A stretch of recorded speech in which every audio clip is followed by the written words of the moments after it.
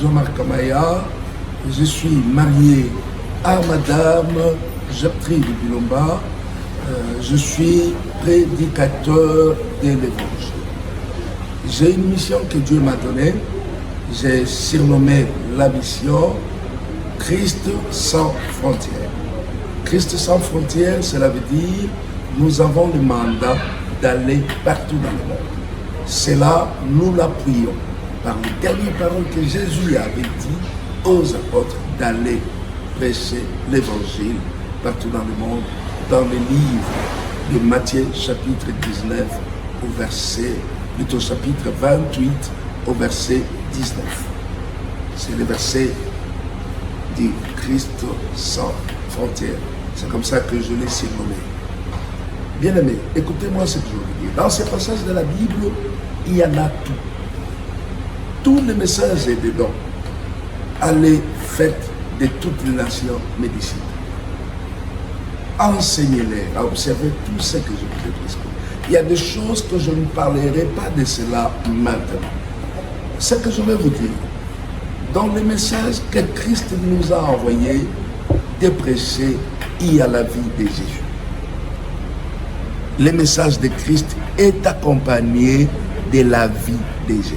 Donc celui qui croit au message de Christ doit vivre la vie de Jésus. En fait, beaucoup de choses que les gens rencontrent aujourd'hui, les gens disent aujourd'hui, c'est un peu contraire de l'évangile de Christ. Parce que l'évangile de Christ donne la vie. J'ai souvent dit quelque chose, personne ne peut rencontrer Jésus et rester la même personne. Nous avons vu ça dans les livres des Actes des Apôtres, chapitre 3, quand Saul de Tarse a rencontré Jésus, tueur qu'il était, criminel qu'il était, une mauvaise personne qu'il était, Jésus l'avait changé de vie. L'évangile de Christ change de vie. Contrairement à ce qui s'est dit aujourd'hui, l'évangile d'aujourd'hui ne transforme plus de vie, ne change pas de vie.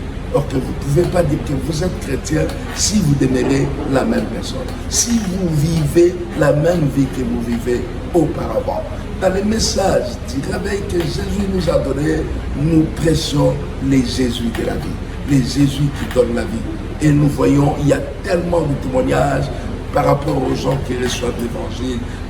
Il y a tellement de choses qui se passent par rapport aux gens qui reçoivent. Maintenant, alors, je ne saurais même pas étaler toutes ces choses, je ne saurais pas parler de cela.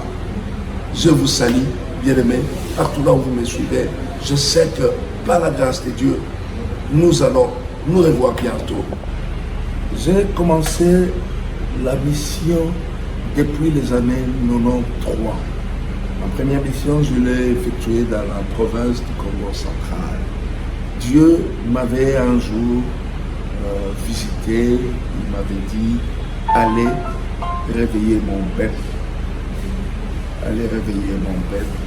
Je voyais les gens étaient dans l'obscurité. Et Dieu m'avait envoyé réveiller le peuple.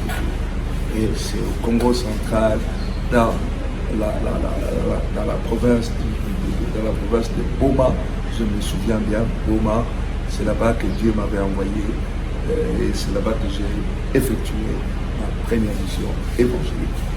Et j'ai grandement vu la main de Dieu et la grâce de Dieu m'accompagner dans cette mission. Ce que j'avais plus aimé, j'avais vu beaucoup de gens vivre les réveils, beaucoup de gens vivre la vie de Jésus. La mission que Christ m'a donnée, la mission que nous appelons la mission du réveil, n'est pas une église. La mission du réveil, nous travaillons en collaboration avec les églises. Nous sommes dans les ministères du réveil. Nous travaillons en collaboration avec les églises. Même, tel que je vous parle, je suis dans la ville de Kinshasa, je suis en train de travailler en collaboration avec les églises. C'est cela la mission que Dieu nous a donnée. Vous savez, partout là où vous êtes dans le monde, partout là où vous êtes, je vous salue. La plus grande des choses, je vous ai dit que Dieu nous a donné la mission de la vie de Christ, de propager, de véhiculer l'évangile de la vie de Christ. Et les gens qui écoutent cet évangile reçoivent la vie de Jésus et ils vivent la vie de Jésus. Que Dieu vous bénisse.